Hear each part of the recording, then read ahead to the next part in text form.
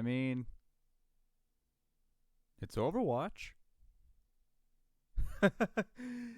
Howdy, howdy, it's Meowdy. Today we're going to be talking about Overwatch 2. Um, at the point of recording, we're less than a full week in, and it's been it's been a disaster to say the least.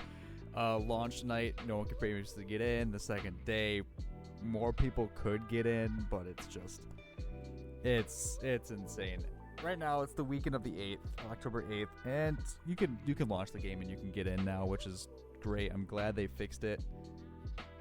But Blizzard, you're a multi-million-dollar company, and you can't keep servers up for a 2.0 update? Like a brand new game launch, sure, fine. That makes so much sense. Like, I guess I don't know if that even makes sense. I don't think it does. But this isn't a new game. You didn't release a new client. You just updated the old game. You took a player away, added 3 maps, a game mode, and it caused your servers to crash. Was the game that dead? Like, I knew Overwatch was on like the leg of its life, but to the point where the second you make a big change that your just servers can't handle players coming back to it, it's just so confusing, man.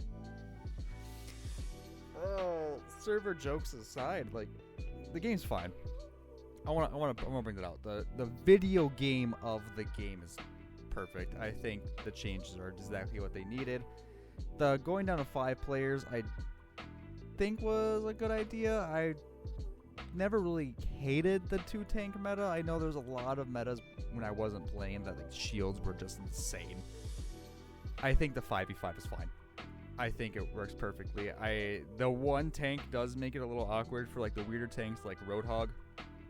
I'd even say Doomfist, but I think they hold their own. It is what it is. The no hard CC, hard CC being gone is great. I think that feels wonderful. It gives the game more of an arcadic feel than it already had. I feel like the problem with Overwatch is that there's a lot of metas where it was just hard lockdown. Like even like what Cassidy had the stun. I can't remember. There's so many heroes. Cassidy's the only stun I can think of off the top of my head that's gone. Alright, besides mention it being gone, the loot boxes are gone, which I guess is fine. I know loot boxes are considered gambling, but I never really saw Overwatch's loot boxes like that. I honestly kind of thought Overwatch's loot boxes were fine the way they were. But now we get, obviously, a battle pass, which every service game has, which is fine. It's a free-to-play game. It's free now. Yes, you need to make money. You need to support the servers that just burned down to replace those. But you need to support your game. I think battle passes are a good way to do that. Do I think it's an improvement over the loot box system they had? Probably not. Because now for the average person to get skins is going to be in the store for flat out money, which makes sense because now they can put the $5 in and get the Doomfist skin that they want. But at the end of the day, I thought that loot boxes worked fine as the progression or as the reward to keep playing. I know that's kind of feeding into the gambling addict side of things, but it's just, it never bugged me. Loot boxes have never been a bug to me. As long as that's not giving you like an in-game advantage, like a weapon or anything like that, I've always thought loot boxes were fine. I think battle passes are fine. I know they're a big complaint nowadays. I think this battle pass is kind of mediocre. The Genji skin at the end is really cool, but other than that, it's just, I don't know. It's ironic that Fortnite, I think, genuinely has the only good, like, genuinely, from battle pass to battle pass, good battle passes since they kind of pioneered it. Brought it to mainstream for games to have battle passes as their monetization system. And people are going to hate on the battle pass. I think it's fine. The lock-in the heroes behind it is a little weird. I think I want to complain about it, but it's a game company. They need to make money, and that's how they're going to make money is off the microtransactions with the battle pass. And locking the hero kind of makes the average person look at it and be like, all right, gotta drop the $10 for the battle pass if I want to play Kiriko if I don't own the game already. Which is fine.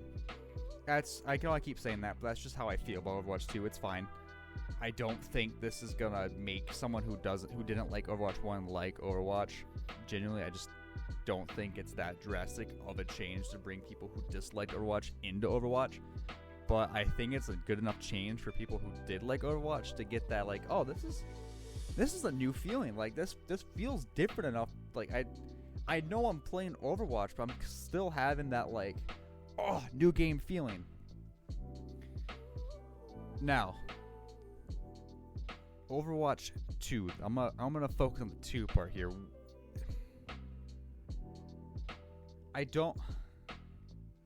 I'm not against them rebranding it to Overwatch 2 for the free-to-play update. And that's another hot take I'm gonna take. This is not the sequel. I think they did this really wrong. I don't think they should have considered it the sequel until PvE comes out, because the PvE is gonna be what brings it to a whole new game. This is a 2.0 update. Games have 2.0 updates all the time. I think League of Legends is on like 10.0 or 11.0. Games can have major updates without quote-unquote becoming a sequel. This is not a sequel. This is not a brand new game. This is Overwatch 2.0. I think they just dropped the O, and they just wanted to give it the spaz. Like, they wanted the attention for the free-to-play launch, and I guess they just were prepared for it. So I don't know why they even tried to like retitle it for the free-to-play launch when they should have went to free-to-play 2 or 3 years ago. Honestly, Overwatch 1 should have probably went free to play when Overwatch 2 was announced. It's astounding that these small indie companies are, I don't know. It disappoints me because I think I'm happy with it. At the end of the day, I think it's a fine change. I think it's a good 2.0 update. I think the changes are going to keep me playing. Once the rank system gets fixed, people are discussing that the rank might be a little bugged because a lot of people are placing Bronze 5, which is the lowest, instead of being like spread out. It's majority lowest rank. With the occasional, I think some top 500s are placing like Diamond, Platinum, Gold. Like, they're sprinkling down. It's a ladder, but I think there's so many players coming back and them not doing a hard MMR reset, it's kind of going off the MMR decay. So if you played in like 2018 or even 2016 for rank, your MMR is sitting at what it decayed to, which I think is what happened to me. I placed Bronze 5. My peak was, I think, low plat a few years back, and I just decayed down. Last time I came back and played, I think I ended up being Gold, which makes sense that I placed like Silver, Bronze area. But it's a lot of people are placing Bronze 5, which seems weird. If that's how they wanted it to be, they should have had you like kind of pull like an Apex Legends, have you start at the lowest rank and have to climb up. They kind of have that structure where you need the 7 wins to promote, or the 20 losses to demote, and the promoting is broken or just not what they wanted. Or I don't know if it's broken, if it's just bugged, if it's just weird, because I did my 7 placements. I got placed Bronze 5. I just got 7 more wins, and I got promoted to Bronze 5. I mean, I think I went like 7-2, 7-3 in those 10 games. Like the 10 games that took me to place, and the 10 games that took me to quote-unquote promote. I don't know. I think it's sad that this game needs work. It sounds so weird.